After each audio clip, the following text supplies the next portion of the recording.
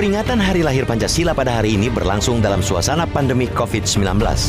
Pancasila sebagai dasar filsafat dan pandangan hidup bangsa mestinya menjadi landasan kukuh kita sebagai bangsa keluar dari ancaman virus corona yang mematikan.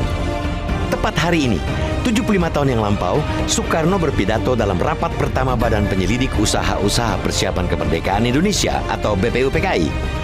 Pidato Bung Karno itu kemudian resmi dinyatakan sebagai Hari Lahir Pancasila oleh Presiden Joko Widodo melalui keputusan Presiden nomor 24 tahun 2016.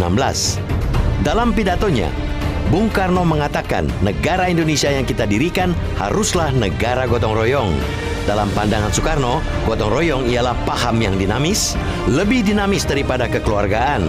Gotong royong adalah pembanting tulang bersama, pemerasan keringat bersama, perjuangan bantu-binantu bersama, amal semua buat kepentingan semua, keringat semua buat kebahagiaan semua. Nilai-nilai gotong royong yang dikobarkan Bung Karno itulah yang saat ini sangat dirasakan di tengah masyarakat.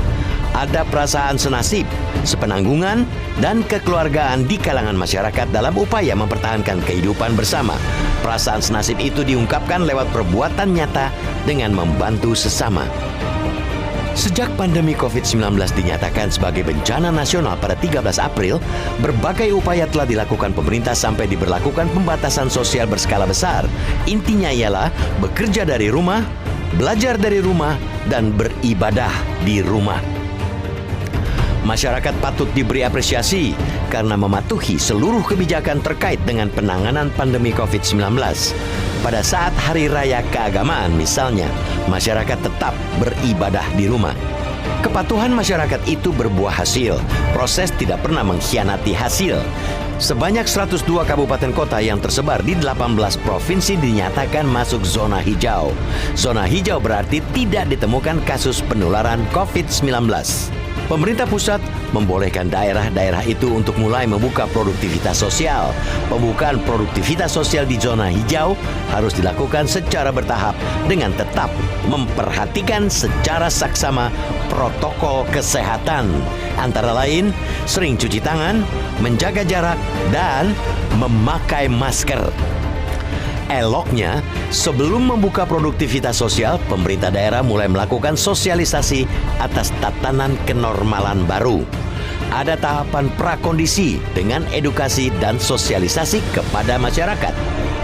Benar bahwa jumlah kabupaten kota yang masuk zona hijau itu baru mencapai 19,8% dari total 514 kabupaten kota di Indonesia. Pelajaran penting yang dipetik dari daerah zona hijau ialah tidak ada tawar-menawar soal kedisiplinan. Kedisiplinan warga itu diangkat menjadi berita utama harian ini, kemarin.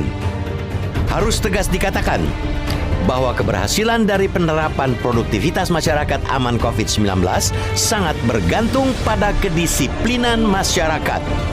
Karena itu, kesadaran kolektif dalam mematuhi protokol kesehatan dengan menggunakan masker, mencuci tangan, dan menjaga jarak perlu diperhatikan. Lokomotif menggelorakan dan menggerakkan disiplin kolektif masyarakat ada pada kepala daerah dan seluruh pemimpin informal di daerah.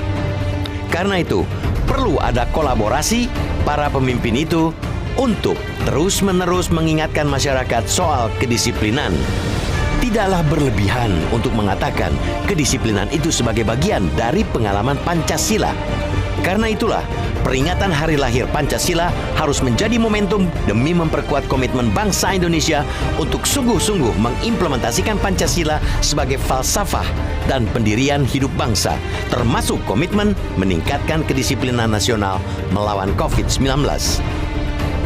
Selain meningkatkan kedisiplinan, peringatan Hari Lahir Pancasila mestinya dijadikan pula sebagai momentum mengibarkan semangat gotong royong. Itulah semangat korporatif dan kolaboratif, berat sama dipikul, ringan sama dijinjing. Bukan yang satu untung dan yang lain buntung.